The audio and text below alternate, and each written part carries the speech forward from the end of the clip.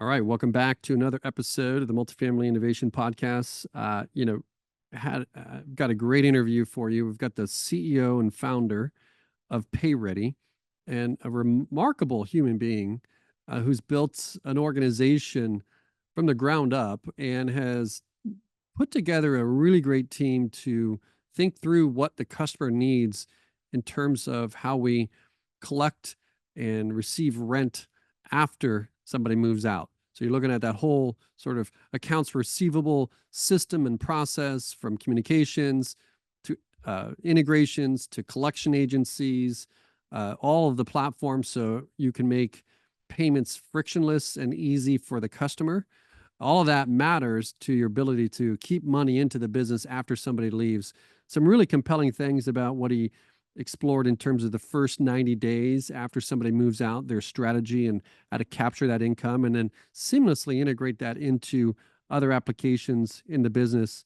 And so many relationships that come together with what they've put together in terms of creating value for multifamily owners. But most compelling is what they're doing to gap the communication that we all know is hard to get from multifamily owners and operators, because we have turnover at our properties and people really aren't trained for this. And in so many ways, there's, Lynn mentioned in the interview, so many ways it's difficult to navigate these conversations. But when you put a system and a process in place with technology, you get to the answer faster. You get to the money faster. So with that, I hope you enjoy this interview. Have a listen with Lynn. So Lynn, welcome in. I just want to get to know you a little bit more about what you're working on with PayReady. I know you're doing some interesting things. So talk to us a little bit about what you're working on. Yeah, great to meet you and be here. Currently, we are working on, sort of the buzzword in the industry that everyone's working on is AI integration. We've built a pretty robust platform over the last 7 years, and migrating into more and more automation and data mining, and automated outreach and things like that are really the focus right now, and some product expansion as well. Yeah, I mean, you're speaking my language. I think companies are looking for ways to become more profitable, more efficient in how they go about getting to their yields. Let's step back a little bit and tell me a little bit more about you and what you're working on. You have a great background, obviously, in multifamily and technology, building teams, culture, enterprise value. Give me a sense of like where this all originated. Like, where'd you get the idea for this? Sure. Yeah. I've been in multifamily since the late 90s, I guess it is. Primarily, my background had been in resident screening, and then lease automation, online lease automation with a company called Onsite several years ago. But the idea of PayReady was really born from that background, where in the screening world, you're looking at trying to determine who's going to perform well in their rent and prevent bad outcomes and that kind of thing. But there really hadn't been a solution to help handle the move out process in terms of resident communication, follow-up, payment processing, all of those things that go with that. Traditionally, what we saw when I decided to start PayReady was that most of the software is really unit centric. It's unit based, and there's a move out. You're trying to make ready and get the system cleaned out, and oftentimes even small balances and ledger reconciliation was happening kind of off the books. And it wasn't a system to sort of track everything. Outreach to the resident a lot of times is manual by leasing staff at that point, and then even further down the road, eventually there's this gap in communication where there could be a lot of positive outreach to the resident, but there's gaps in communication that were happening, and then some of them would end up in a collection state, and that would be frustrating for the resident and untrackable for the operator as well. So that was the gap that we saw when we first started PayReady. It really just started as a CRM platform for a couple of clients' internal accounts receivable teams, just as a system of record to keep track of things. And then they asked us to build in a payment portal. And then it just, built from there. There's layers that were built from there, but it was all started as a bootstrap startup, just partnering with some clients and, seeing if we could build something. So it's been a really fun adventure. Yeah, that's impressive. And tell me a little bit more. Can you take me through more of the product, the service, what customers experience when they're on the platform? You mentioned I love how you said that, sort of like an accounts payable, or receivable, I should say, right? CRM, right? And then pairing that with payments. This has been a challenge. So take me through the actual product. Anything you want to share there? Yeah. So the way it works today, with the maturity that we're at with the product as of now, it's really a turnkey process. So once a resident moves out, the move out statement's created, all of that information is then populated into the PayReady platform. There's ledger reconciliation that happens there. There's integrations with deposit alternatives and those types of things to make sure that we get the ledger cleaned up and correct. If there's an outstanding balance, there's automated outreach that starts to the resident. So there's emails and text messages, in some cases, voice outreach, to just remind them that they still have a balance due and give them an easy way to pay. We've worked really hard to have a lot of flexibility in payment types and payment plans, and there's a lot of structure in the background behind that. We just recently released Apple Pay, Google Pay, for example. And then there's what we call the first party process. So that first 90 days is a very customer friendly, brand centric communication style, both automated and through call center outreach, to help clear balances. And then if there's still a balance due 90 days later, there are around a dozen approved collection agencies that we've certified to live in our platform, that we assign those accounts to, that all operate within the parameters that the operators have agreed to. And all payments are still made through the platform. So the operator gets to have complete visibility into everything that's been collected. The finances are reconciled on a monthly basis. There's no questions there's about, what's been received and what hasn't, what the charges have been, and that sort of thing. And it all gets updated real time in the platform for the operator. Yeah, it's interesting. In those first 90 days, our employees are focused on the new rentals, right? Like the driving and the marketing of new and current residents. And oftentimes that does become a challenge to handle that internally without a platform like this. And then ultimately, in the assignment of the collection agencies, it could be cumbersome as well, because now they're in another ecosystem, another communication channel. And I love how you said that, so this integration or this facilitation of that sort of tougher collection process, after the 90 days, still happens on the platform. Did I hear that right? That's correct. Yeah. Wow, And yeah, it's great for the operators because they don't have to, there's a test agencies against one another, which would typically happen, right? If you're looking at performance and that sort of thing, because we're doing that on their behalf. And from an agency standpoint, you're getting all of the data and all the documentation that you need to perform well. So everybody gets to focus on what they do best.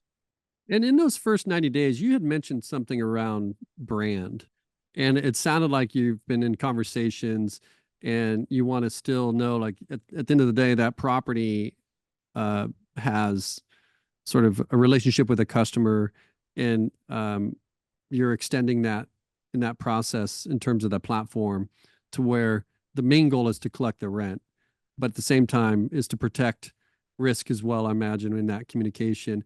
What are you hearing inside of your sort of sales calls or with your current customers about that experience? Is that something they customize or they have control over? What does that look like?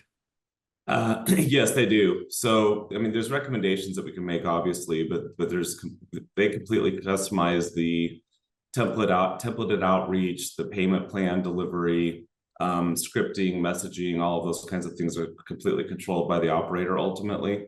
And again, like to your point, not only brand friendly, but that ensures compliance. You don't have, you're not relying on leasing staff that's maybe untrained on what they're allowed to say and not say and those kinds of things. But also, in the past, it was the last really the last communication that a leasing staff generally wants to have, the uncomfortable move out, money owed conversations. And that's why it would just sort of sit in limbo until maybe a collection agency finds it. And from a brand perspective, you've put all this work into resident relationship, and it leaves a big opening to put a bad taste in their mouth right at the tail end. And you could see that in reviews. And so we've gotten a lot of really positive feedback on that front as well. Yeah, I would imagine most people that are in that situation where they have that balance, I would assume that they would want this to be resolved. They may not have the ability to resolve it.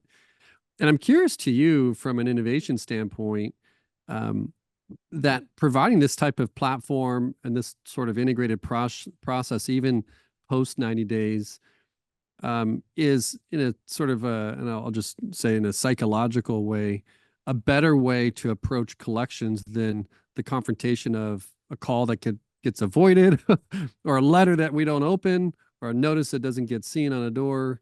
All these things, like, does providing the things that you've done, like the Apple Pay you mentioned, the different ways to facilitate payment plans, those types of things, that's obviously in the strategy. How's that playing out for you guys?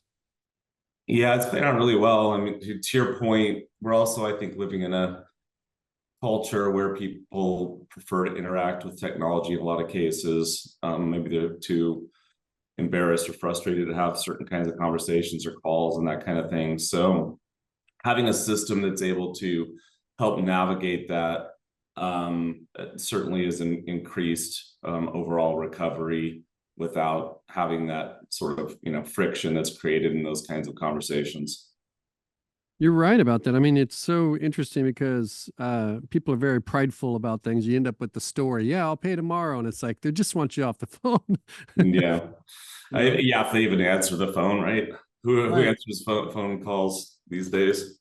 Yeah, yeah. And you mentioned voice and text and all these different things. So you're coming at them with whatever's going to give the property the ability to have that system. That's correct. Yep. That's great. So what are people saying? Like, what are you hearing from customers? I mean, really, what I'm hearing from customers is they love the idea that they never have to really think about this again. There's a holistic approach that they're not having to do individual testing and rethink integrations. You do one integration, there's several different ways to test. There's complete transparency. The communication tools with the residents, our clients really like as well. And integrations like posting back into the software and making all that seamless has been great too. So the feedback's been really positive.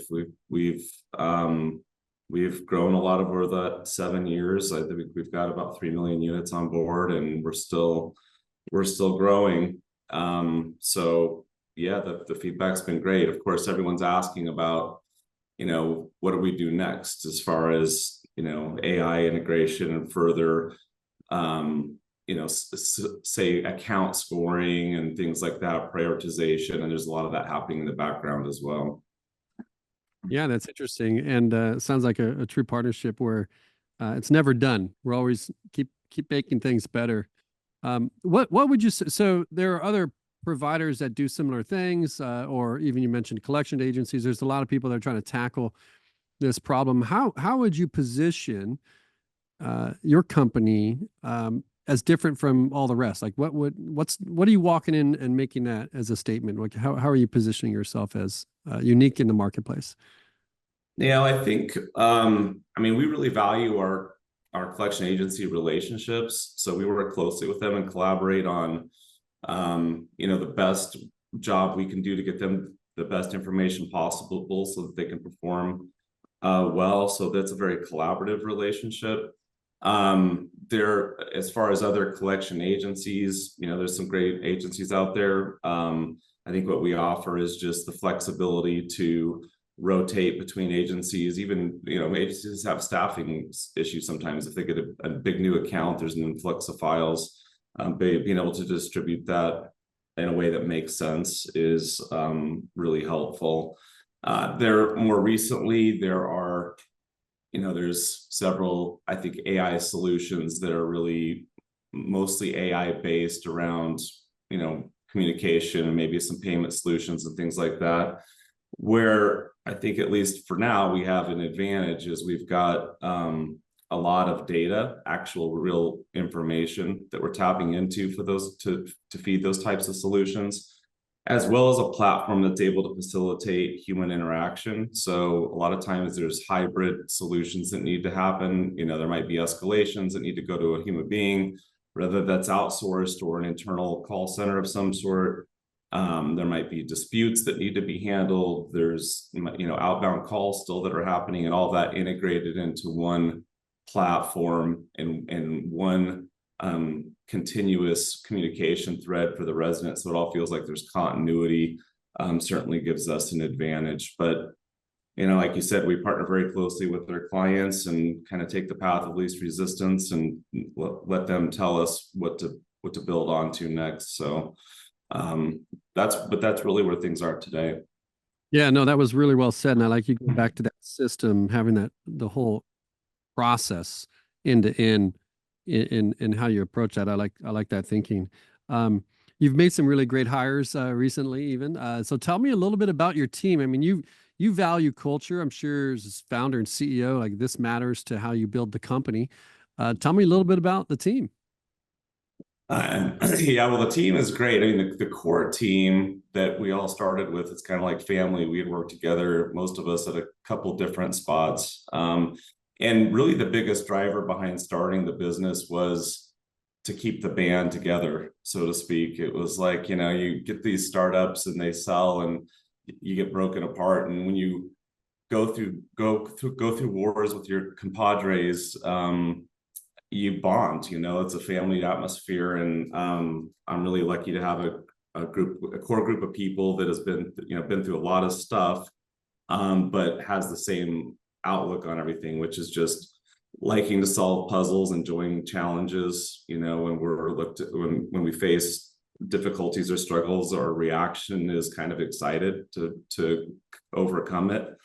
And so that was really one of the main reasons for starting the business, is just because our company had been sold and we wanted to keep a lot of our group together. And then over time, as we've added, you try to add people that are a good culture fit, but bring a lot of different skills and backgrounds to the table, so you can get those layers in. And I feel really fortunate that the last couple of years we've added some amazing teammates that add a lot of different, backgrounds, viewpoints, but still maintain the culture of, leave your ego at the door, the best idea wins. Let's prioritize the main things first, work really hard to overcome the problems, react to challenges in a positive way, and be, super supportive of each other. Everyone in the company is still, we've got a pretty flat organization.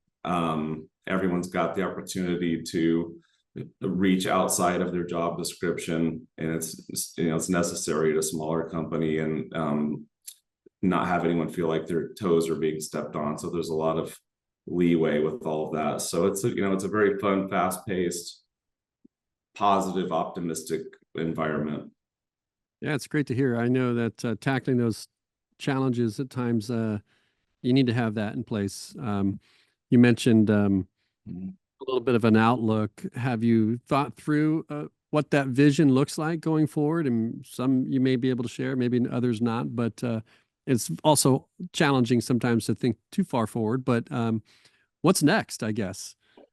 Yeah, the first things first is we're really focused on even executing better on what we do today. We're really analyzing the debt that we've accumulated in the system and better ways to handle that, ways to rotate accounts, using statistics and algorithms, Debt buying is something we have our eye on as well, getting creative in that space. As far as product expansion, we're certainly going to be expanding the product, moving a little bit upstream into the resident life cycle, things that are involved in the move out process. So things like potentially eviction management. We've had clients ask us to help with communication with late paying residents, for example, before a move out, using the platform for that. And so we're focused on doing what we do best, but expanding the product where it makes sense, but being careful not to overreach, because in my experience, when you expand into too many product sets, it becomes unwieldy to support, and the experience starts to fail. So a careful balance between all of that. Right. Do too many things, you can get tricky. So did I read this correctly? But you enjoy ranching, is that accurate? Yeah, I grew up in Colorado on a Okay. small ranch, and I recently moved to Las Vegas and kind of accidentally stumbled into a small horse ranch here. So it takes up it's become a hobby for sure. Well, I'm interested in knowing what we can learn from ranching that could be applied to multifamily, because a lot of these properties end up being named ranch this or hunter this, and rain, like there's something special about the mindset of the investor in terms of building and maintaining assets in America. And I'm curious what you think about ranching and how it applies to even business. No, I mean, yeah, it is a little bit of a business. It's actually a little bit of a boarding facility, but I would go back to the same thing. It's like there's always going to be unexpected issues and challenges, and it's about having the right team and network to help support that. So, for example, with the ranch, it's been really helpful that I've gotten some great neighbors and some people that understand where the resources are here, and because there's always going to be things that go wrong and challenges to overcome. So a lot of it has to do with just having the right team and the right connections and building trust. Yeah, that's important, and that takes time. Mm. And in terms of building trust, it sounds like you're doing that with your customers as you've built the company along with them. It sounds like to me.